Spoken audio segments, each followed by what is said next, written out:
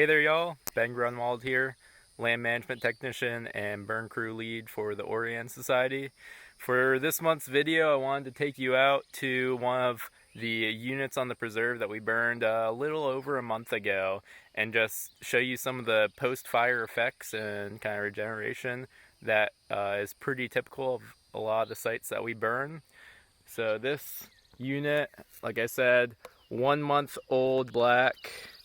It was burned fairly hot, which was intentional. That was partially due to it being a 4-year rough, so 4 years since the last time it had burned. Kind of indicative by how tall the brush is all throughout, all the gallberry, the sweet gum, the water oaks, and other kind of woody stems and young hardwoods and waxy fuels that are coming up. So one of our primary goals for this burn was to kind of knock back that stuff and open it up for our young longleaf that are coming in. Obviously, we've got a pretty sparse overstory, so a big goal for the restoration of this area is to preserve what canopy we've got, which, as you can see, some places got some scorch, but everything's doing okay. Some of the lower limbs look a little bare, but they're all needling back out, and we didn't lose a single tree in here. And then to open up that mid and understory for our young longleaf that should be coming in, it might take a while, but eventually to be the dominant overstory. Like I said, a lot of gallberry and hardwoody stems in here that we are aiming to knock back.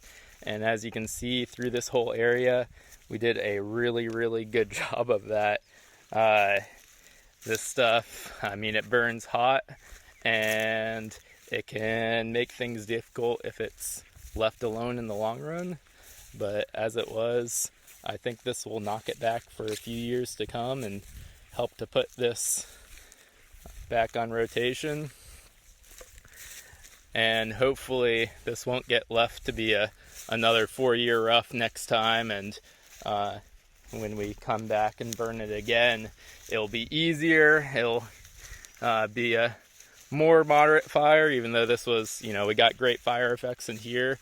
Always easier just to keep it a little lower intensity. But as you can see, even in some of these wetter areas, you might not be able to tell, but I'm kind of sloshing through mud here. It's still burned really continuously and fairly hot. Try to open it up, not only for the young longleaf, but all of our herbaceous and ground cover that we've got. And in particular for this unit, we have a small area where we've still got some pitcher plants. And like I said, 1 month after the burn, and they are popping up, looking healthier than I have seen them in this unit. They are doing absolutely fabulous.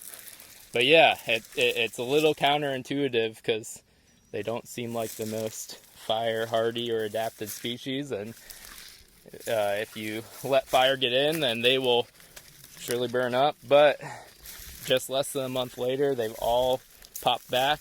The few little clusters of them that we've got here, it's a very small population so far that we're bringing back, but it'll help knock back the competition and push out the edges of this boggy area and help them propagate and spread, and hopefully we'll see some blooms come up next year. And yeah, really excited for that. This is a burn that I was really, really happy to get done with help from folks from the Nature Conservancy and Georgia DNR, along with our own crew. And it's just really awesome to get out here again and see how well everything is coming up. All the bracken fern is kind of a indicator of a recent burn, and Helps provide a little bit of green and a little ground cover. But yeah, and all the longleaf is just really, really happy. Tickle pink.